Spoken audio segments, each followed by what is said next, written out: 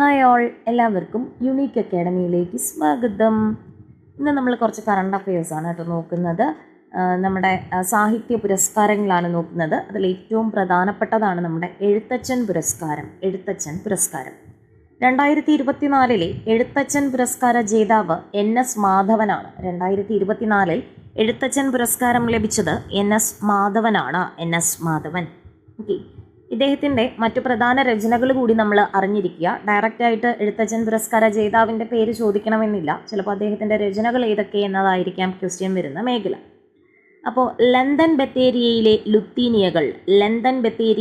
ലുത്തീനിയകൾ, ഏറ്റവും പ്രശസ്തമായത് Higuita, Higuita, പഞ്ചകന്യകകൾ, വൻമരങ്ങൾ വീഴുമ്പോൾ ഇന്ദിരാഗാന്ധിയെപ്പറ്റി നമ്മുടെ NS മാധവൻ രചിച്ചതാണ് ഈ വൻമരങ്ങൾ വീഴുമ്പോൾ എന്ന് പറയുന്നത്.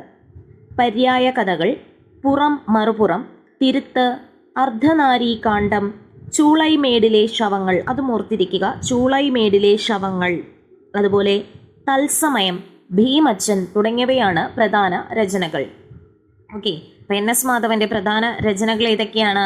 ലണ്ടൻ ബത്തേരിയയിലെ ലുത്തീനിയകൾ, ഹിഗ്വിറ്റ, പഞ്ചകന്യകകൾ, വൻമരങ്ങൾ വീഴുമ്പോൾ, പര്യായ കഥകൾ, പുറം മറുപുറം, തിരുത്ത്, അർദ്ധനാരീകാണ്ഡം, ചൂളൈമേടിലെ ശവങ്ങൾ, തത്സമയം, ഭീമച്ചൻ. പിന്നെ ഇദ്ദേഹത്തിൻ്റെ യാത്രാവിവരണമാണ് 3 യാത്രകൾ എന്ന് പറയുന്നത് നമ്മുടെ NS മാധവൻ്റെ യാത്രാവിവരണമാണ് എന്ന് ഓർത്തിരിക്കുക. 2 നാടകങ്ങൾ എന്ന കൃതിയിൽ രായും മായും, അർബുദവൈദ്യൻ എന്നീ രചനകളൊക്കെ ഉൾപ്പെടുന്നുണ്ട്. ഇനി അടുത്ത് നമ്മൾ 2023 എഴുത്തച്ഛൻ പുരസ്കാര ജേതാവിനെ കൂടി ഓർത്തിരിക്കുക. 2023 എഴുത്തച്ഛൻ പുരസ്കാര ജേതാവാണ് SK Vasanthan. 2024 NS മാധവനാണെങ്കിൽ 2023 SK വസന്തനാണ് Ezhuthachan പുരസ്കാര ജേതാവ്. സാഹിത്യരംഗത്തെ സമഗ്ര സംഭാവനയ്ക്ക് കേരള സർക്കാർ നൽകുന്ന പരമോന്നത പുരസ്കാരമാണ് എഴുത്തച്ഛൻ പുരസ്കാരം. 5 ലക്ഷം രൂപയാണ് സമ്മാനത്തുക. ഓക്കെ, ഇനി അടുത്ത പ്രശസ്തമായ അവാർഡാണ് വയലാർ അവാർഡ്. 2024 വയലാർ പുരസ്കാര ജേതാവ് അല്ലെങ്കിൽ വയലാർ അവാർഡ് ജേതാവ് അശോകൻ ചെരുവിൽ. അപ്പോൾ നമ്മൾ ഓർത്തിരിക്കുക, എഴുത്തച്ഛൻ പുരസ്കാരത്തിന് ഒരു പ്രത്യേക കൃതിക്കല്ല കൊടുക്കുന്നത്. എഴുത്തച്ഛൻ പുരസ്കാരം സമഗ്ര സംഭാവനയ്ക്കാണ് കൊടുക്കുന്നത്.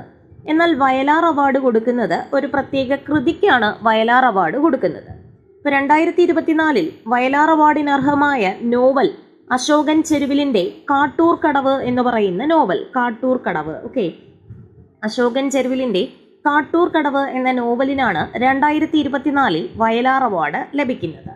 അപ്പോൾ ഈ വയലാർ അവാർഡിൻ്റെ സമ്മാനം എന്ന് പറയുന്നത് 1 ലക്ഷം രൂപയും കാനായി കുഞ്ഞിരാമൻ വെങ്കലത്തിൽ തയ്യാറാക്കിയ ശില്പവും അതുപോലെ പ്രശസ്തി പത്രവും അടങ്ങുന്നതാണ്. ഇനി 2023 ജേതാവാണ് ശ്രീകുമാരൻ തമ്പി. അപ്പോൾ ശ്രീകുമാരൻ തമ്പിയുടെ ജീവിതം ഒരു പെൻഡുലം എന്ന അദ്ദേഹത്തിൻ്റെ ആത്മകഥയ്ക്കാണ് 2023 വയലാർ അവാർഡ് കിട്ടിയത്. അപ്പോൾ ഓർത്തിരിക്കുക, വയലാർ അവാർഡ് 2024 അശോകൻ ചെരുവിലിൻ്റെ കാട്ടൂർ കടവിനാണ്. അതുപോലെ 2023 ശ്രീകുമാരൻ തമ്പിയുടെ ഏതാണ്? ജീവിതം ഒരു പെൻഡുലം. ഇനി ഓടക്കുഴൽ പുരസ്കാരത്തെ പറ്റി നോക്കാം. ഓടക്കുഴൽ പുരസ്കാരം അപ്പോൾ 2024 ഓടക്കുഴൽ പുരസ്കാരം K അരവിന്ദാക്ഷനാണ്.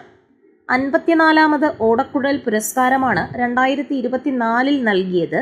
K അരവിന്ദാക്ഷനാണ് ലഭിച്ചത്. K അരവിന്ദാക്ഷനാണ് 2024 54ാമത് ഓടക്കുഴൽ പുരസ്കാരം ലഭിച്ചത്. K അരവിന്ദാക്ഷനാണ് 2024. ഇദ്ദേഹത്തിൻ്റെ ഗോപ എന്ന നോവലിനാണ് ഓടക്കുഴൽ പുരസ്കാരം ലഭിക്കുന്നത്.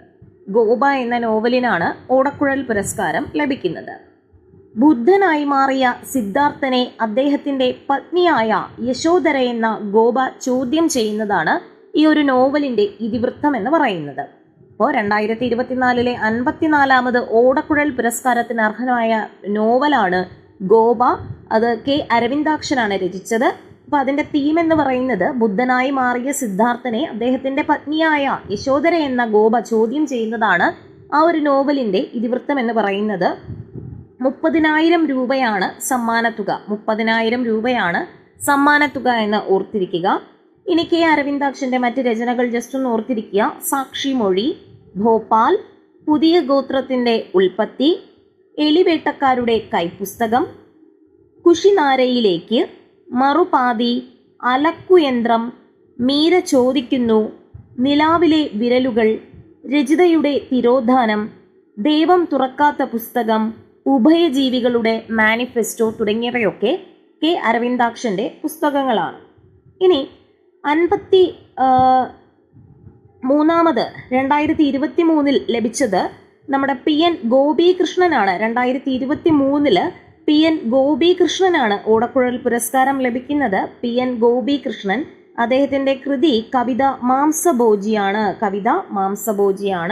അപ്പോൾ PN ഗോപികൃഷ്ണൻ്റെ കവിത മാംസഭോജിയാണ് എന്ന കൃതിക്കാണ് 2023 ഓടക്കുഴൽ പുരസ്കാരം ലഭിക്കുന്നത്. 2023 ഓടക്കുഴൽ പുരസ്കാരം ലഭിക്കുന്നതെന്ന് ഓർത്തിരിക്കുക. അപ്പോൾ അവിടെ ഓർത്തിരിക്കേണ്ട മറ്റൊരു കാര്യം, ഈ 2023 ഓടക്കുഴൽ പുരസ്കാരം ലഭിച്ച PN ഗോപികൃഷ്ണനാണ് 2024 17ാമത് ബഷീർ അവാർഡ് ലഭിക്കുന്നത്. ഓക്കെ, 2024 17ാമത് ബഷീർ അവാർഡ് ലഭിക്കുന്നത് PN ഗോപികൃഷ്ണനാണ്. സെയിം കൃതി തന്നെയാണ് കവിത മാംസഭോജിയാണ് എന്ന സമാഹാരത്തിനാണ് 2024 17ാമത് ബഷീർ അവാർഡ് ലഭിച്ചത്. അപ്പോൾ ഈ ബഷീർ അവാർഡ് നൽകുന്നത് വൈക്കം മുഹമ്മദ് ബഷീർ സ്മാരക ട്രസ്റ്റാണ് നൽകുന്നത്. 50,000 രൂപയാണ് സമ്മാനത്തുക. അപ്പോൾ ഓടക്കുഴൽ പുരസ്കാരത്തെക്കാളും പ്രതിഫലം കൂടുതലാണ് ഏത് നമ്മുടെ ബഷീർ അവാർഡ് എന്ന് ഓർത്തിരിക്കുക. ഇനി 2023 16ാമത് ബഷീർ അവാർഡ് ലഭിച്ച വ്യക്തിയാണ് സന്തോഷ് കുമാർ. സന്തോഷ് കുമാറിൻ്റെ നാരകങ്ങളുടെ ഉപമ എന്ന് പറയുന്ന കൃതിക്കാണ് 2023 16ാമത് ബഷീർ അവാർഡ് ലഭിച്ചത്. ഓക്കെ, സന്തോഷ് കുമാർ. അപ്പോൾ ഒന്നുകൂടെ ഓർത്തിരിക്കുക, എഴുത്തച്ഛൻ പുരസ്കാരം ആർക്കാണ് 2024? NS മാധവനാണ്. 2023 ലഭിച്ചത് SK വസന്തനാണ്. വയലാർ അവാർഡ് 2024 അശോകൻ ചെരുവിലിൻ്റെ കാട്ടൂർ കടവ് എന്ന് പറയുന്ന നോവലിനാണ് കിട്ടിയത്. അപ്പോൾ കാട്ടൂർ കടവ് നോവലിനാണ് കേട്ടോ. ഏത് വിഭാഗമാണ് എന്നും ചോദിക്കാറുണ്ട്. നോവലാണോ, നാടകമാണോ, ചെറുകഥയാണോ എന്നൊക്കെ ചോദിക്കാറുണ്ട്. അപ്പോൾ കാട്ടൂർ കടവ് എന്ന് പറയുന്നത് നോവലാണ്. 2023 ഇത് നമ്മുടെ ശ്രീകുമാരൻ തമ്പിക്കാണ് ലഭിക്കുന്നത് വയലാർ അവാർഡ്. അദ്ദേഹത്തിൻ്റെ ആത്മകഥയായ ജീവിതം ഒരു പെൻഡുലത്തിനാണ് ലഭിക്കുന്നത്. ഇനി 2024 ഓടക്കുഴൽ പുരസ്കാരം കെ അരവിന്ദാക്ഷൻ്റെ ഗോവയ്ക്കാണ് ലഭിച്ചത്. 2023 PN ഗോപികൃഷ്ണൻ്റെ കവിത മാംസഭോജിയാണ് എന്ന കൃതിക്കാണ് ലഭിച്ചത്. 2024 17ാമത് ബഷീർ പുരസ്കാരം PN ഗോപികൃഷ്ണനാണ് ലഭിക്കുന്നത്. കവിത മാംസഭോജിയാണ് എന്ന കൃതിക്കാണ് ലഭിച്ചത്. 16ാമത് ബഷീർ അവാർഡ് 2023 ലഭിച്ചത് സന്തോഷ് കുമാറിൻ്റെ നാരകങ്ങളുടെ ഉപമ എന്ന് പറയുന്ന കൃതിക്കാണ് ഓടക്കുഴൽ ബഷീർ അവാർഡ് ലഭിച്ചത് കേട്ടോ. ഓടക്കുഴലിലല്ല, നമ്മുടെ ബഷീർ അവാർഡ് ലഭിച്ചത്. 16ാമത് 2023 ലഭിച്ചത് സന്തോഷ് കുമാറിൻ്റെ നാരകങ്ങളുടെ ഉപമ എന്ന് പറയുന്ന കൃതിക്കാണ്. ഓക്കെ, ഇനി ഒന്നും കൂടെ ഓർത്തിരിക്കുക, നമ്മുടെ റീസെൻ്റ് ആയിട്ട് എക്സാമിന് ചോദിച്ചതാണ് മാതൃഭൂമി സാഹിത്യ പുരസ്കാരം. 2024 സാറാ ജോസഫിനാണ് ലഭിക്കുന്നത്. 2024 ലഭിച്ചത്. 2023 സക്കറിയയ്ക്കായിരുന്നു. 2023 സക്കറിയ. സമ്മാനത്തുക 3 ലക്ഷം രൂപയാണ് കേട്ടോ. 3 ലക്ഷം രൂപയാണ് സമ്മാനത്തുക എന്ന് പറയുന്നത്. അപ്പോൾ മാതൃഭൂമി സാഹിത്യ പുരസ്കാരം 2024 സാറാ ജോസഫാണ്. 2023 സക്കറിയയാണ്. സമ്മാനത്തുക എന്ന് പറയുന്നത് 3 ലക്ഷം രൂപയാണ്. 3 ലക്ഷം രൂപ. ഓക്കെ, അപ്പോൾ ഇന്ന് ഇത്രയും മതിയാകും. നമുക്ക് അടുത്ത ക്ലാസ്സിൽ അടുത്ത സാഹിത്യ പുരസ്കാരങ്ങൾ നോക്കാം. താങ്ക്